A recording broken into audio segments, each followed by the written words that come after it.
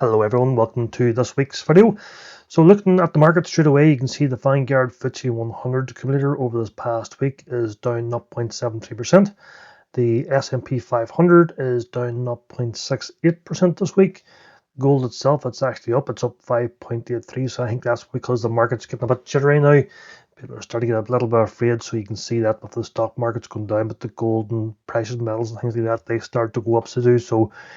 Yep, you can see definitely a trend there. Looking at my pies themselves, overall this week we're up 0.6%, so £25.44. So it was a bit touch and go at one stage. I thought it wasn't going to end up too well, or I thought it was going to end up in the red. Looking at the individual pies themselves, ETFs this week they're currently down 0.5%. Pie 1 is up 1%. Pie 2 is up 1.9%. Pi 3 is up 2.3%, Pi 4 is up 2.2%, Pi 5 is up 0.7%, Pi 6 is down 0.7%, and Pi 7 is down minus 1.4%. So yeah, as you can see, the pies, most of the pies have done quite well this week. There are a few down ones, which, to be honest, this week hasn't been a great week, so it hasn't. Markets are starting to get a little bit volatile. We do see some drops in different stocks and things, but overall I think I've done pretty fairly well this week to actually end up in the green. Looking on here at the Mr. Brown, follow him. If you don't follow him, make sure you go and follow him. You can see what he's got. He's minus 1.9. Lots of other people are down as well. This guy's up 1 or 2.1, down minus 1.6, up 0.7. Up 5.6. That was a real good week for that person. 0.3 plus, minus 3.4, minus 1.4, minus 4.1. Big drop there, minus 0.6. So you can see a lot of people are down this week. So I think I've fared out pretty well of getting away with minus or plus 0.6. Looking at the pies themselves in the spreadsheet here, my CAGR for the different pies. So you can see the ETFs are still positive. That's great. You can see they have pulled back slightly now over this past 2 weeks. This week here is the week I made the changes to the pies, where I consolidated a lot of pies and renamed just to pie 1, 2, 3, 4, 5, 6, 7. So you can see where the week before they were positive, and then with the transaction fees and things like that. And buying and selling a few of the stocks. Obviously the transaction fees and FX fees have affected, but looking week on week, you can see that actually Pi 1 is improving, Pi 2 is improving as well, Pi 3 is improving. Scroll out here, Pi 4 is improving, Pi 5, Pi 6. So everything's going in the right direction. You can see the average CAGR there as well. It's actually improved week on week as well. So that's good to see. On over here, you can see the total number of deposits, total value. So overall, the AAR is down to minus 3.29. There's an improvement in the last week. And the CAGR as well, it's also an improvement in the last week as well. So it's going in the right direction. Looking as well at the Vanguard UK FTSE 100 and the S&P 500, you can see they're all still positive for a period there. The FTSE 100 was down. That was back just the week ending or week leading up to the 21st of September, but since that's pulled back greatly as well, and the FTSE 100 has pulled back as well nicely. So everything's going in the right direction. We'll just keep an eye on this CAGR just to make sure it keeps going towards positive territory, and then keep as well overall the CAGR based on the actual values as well, just to make sure it's definitely going in the right direction. Hope you find this useful. If you're still listening, stick around, because I'm now going to do basically a wee valuation on one of the stocks I'm currently holding. So hopefully you've stuck around this far and you're getting a little bit of a bonus. Thanks very much. Okay, so the stock I'm going to look at is Albertsons. So you can see they've done quite well for me. Currently I'm saying up 15%. So the actual gain itself, there's some FX on there, but they're actually up about 14% or just under 15% for me so far. Looking, basically, first of all, look at the company to see who they actually are. So they're basically engage in food operations and drug stores in the United States. The company's food and drug retail stores offer grocery products, general merchandise, health and beauty care products, pharmacy, fuel, and other items and services. It also manufactures and processes food products for sales in stores. As of February 26, 2022, it operates 2,276 stores under various names, and you can see a number of different names there. They also have pharmacies, 1,722 pharmacies, 1,317 in-store branded coffee shops, 402 adjacent fuel centres, 22 distribution centres, 20 manufacturing facilities, as well as various digital platforms. So the company was founded in 1860. So we look at the recent news on here. We can see quite a bit. So there's two insider traders, one worth about $4.4 million and one worth about $1.9 million, two sales. Looking on down, tops Q2 expectations with a £750 million buyback, showing the board confidence. On down here, we've got an increase from to buy from hold. Further on down, you can see the rise share after Q2 results, which we'll look at now shortly. A couple of ones down here. Revenues and EPS beat on digital and pharmacy growth. Margin headwinds continue. We can see that as well once we look at the financial documents. And then on down here, you can see where it signs the £750 million share repurchase. So looking at the back to the company, the About Us was run by Susan Morris. So have a look at Susan Morris here on LinkedIn. We can see she's been at Albertsons companies for 15 years and 9 months. So she's currently the chief executive officer. She's been there now for 6 months. Before that, she was the executive vice president and chief operation officer for 7 years and 4 months. Before that, she was the chief executive vice president for East Region. She was the president for the Denver division. She was the president for Intermountain division. She is the vice president for marketing and merchandise.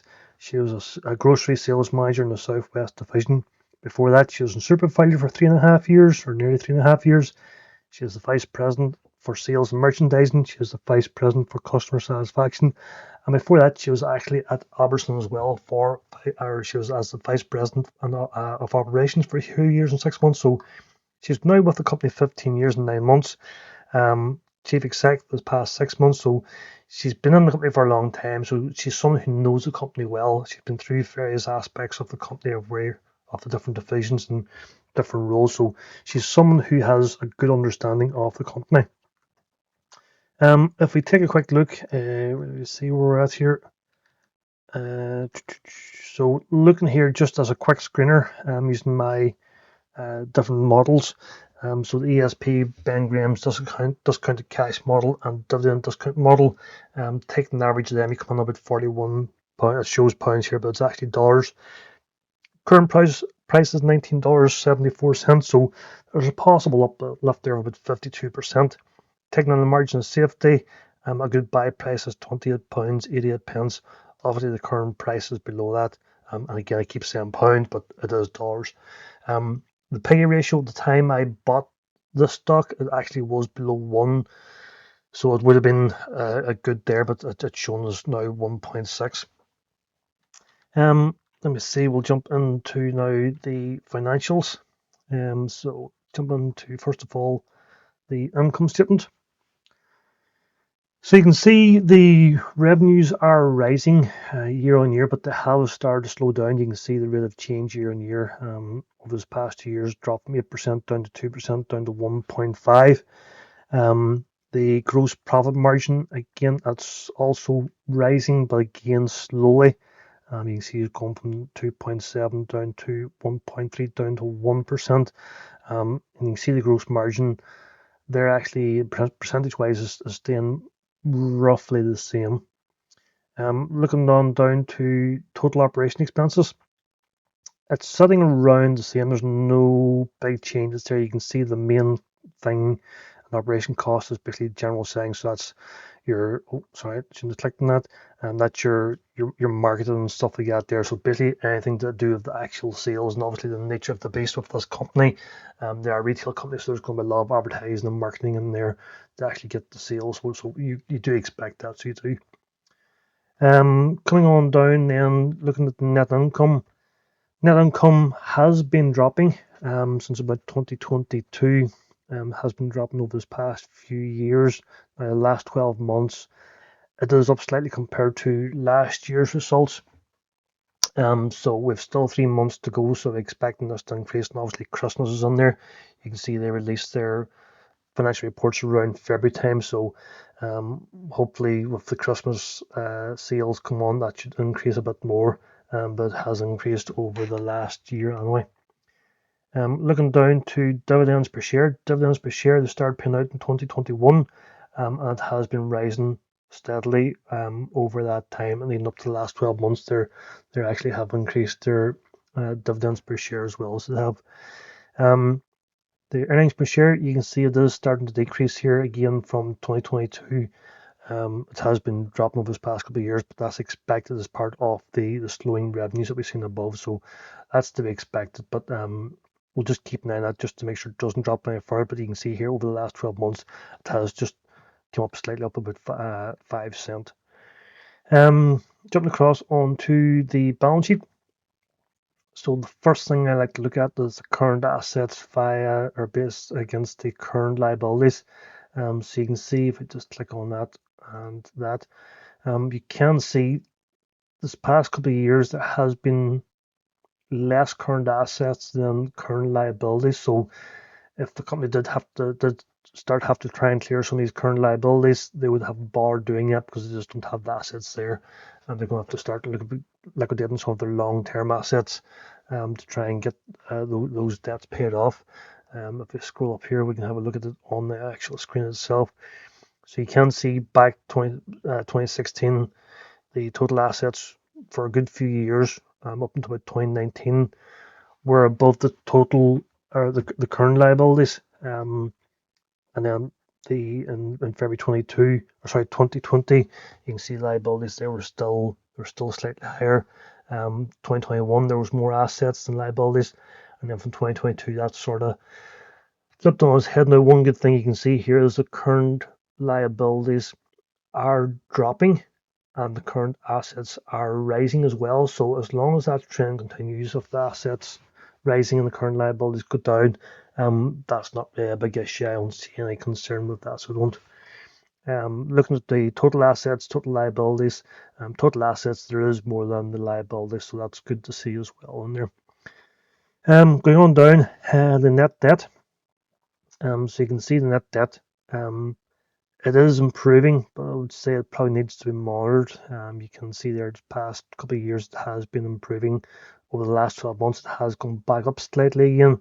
So we just want to keep an eye on that just to see exactly what way that goes now in February, the next release of the results. If we jump across now into the cash flow, we can see cash from operations. It is decreasing as well, but we can see that based on the revenues, so we can kind of expect that the total revenues are dropping, so the cash from operations, we're kind of expecting that to drop as well. So we're cash from investing, they have a lot of capital expenditure each year. It stays around the same. There's a bit of a jump there in 2023 and 2024. It's dropping back down, so that makes up the most of the cash from investing, so there's a lot of capital expenditure in there. Sorry, where I'm at now. Yes, cash from financing. So again, a lot of stuff going out in that. They've took on another £925 billion worth of debt. They've repaid £706 billion worth of debt over this past 12 months. They've repurchased the common stock, which we've seen in the news reports there. They pay out quite a bit of dividends as well. They've got common dividend paid and common and dividend preferred stock dividends paid as well. So there's quite a bit of payments going out there. So that's good to see they're actually paying out quite a bit of dividends there. Down to the free cash flow itself, it is improving. It's just not as good where I'd like to see it. It might not match this year. You can see the last 12 months is 659 billion. Over the previous year, it is slightly less. I don't think it's going to catch up to what it was last year, but it's on the right path, so that's not so bad. Sorry, that's actually 100 million, it's not billions. I've been saying billions, but it's not. So basically, it's 0.75 billion last year, so 750 million. let's look at the valuations now, just the straight target valuations. You can see over this past couple of years the current close price, and then below it here you can see the target stock mean price. So basically these are what different analysts think it will hit. Now it hasn't hit any of their predicted ones, but it is increasing. You can see their price is increasing slightly. It was down slightly for this year again, but it doesn't actually, the actual close price had never hit. But it's interesting to see that the analysts do think it's worth more than what it currently is. You can see a number of buys there as well. There are 9 buys for this past 12 months, and there's no sales, so they're expecting that to basically the stock price to go up, which is good to see. We jump on to a report that came out on the 14th. This is currently the 19th, so it came out about 5 days ago. Looking here at the second quarter financial highlights, you can see identical sales increased 2.2, and as adjusted, and that's because there's a 3-week Colorado labor strike. The adjusted price was actually 2.1, so it's 0.2 of a difference, 0.1 of a difference, so that's okay. Digital sales increased 23%. Loyalty members increased 13%, so at least there's a lot of people going in and obviously join up for different loyalty schemes and stuff like that. So it's up 13%, so that's a good sign. The net income itself is 169 million, or 0.3 cents per share. Scroll on down, you can see the net sales and our revenue increased 2% to 18,915 million for the 12 weeks to the end of September, from 18,551 million during 12 weeks to September last year. So there's about 400 million increase in those 12 weeks compared to last year, which is good. The gross margin decreased to 27%. We've seen that in reports as well, that actually it did drop down slightly. If we go down in just to see the outlook, so the company is providing an updated financial or fiscal 2025 outlook and expected financial results to be as follows. So the identical sales growth in the range of 2.2 to 2.75, previously 2% to 2.75, and the adjusted net income for the Class A shares has gone from $2.06 to $2.19, and previously it was $2.03 to $2.16, so a slight increase there as well. And then capital expenditure in the range of 1.8 billion to 1.9 billion, previously 1.7 to 1.9. So we're expecting more capital expenditures as well over the next or up until the end of the year. So all in all, yeah, Albertsons have done well for myself so far over this past couple of months or past couple of weeks even. They're up 15%. So yeah, I do think this is a company. Just look at their share price.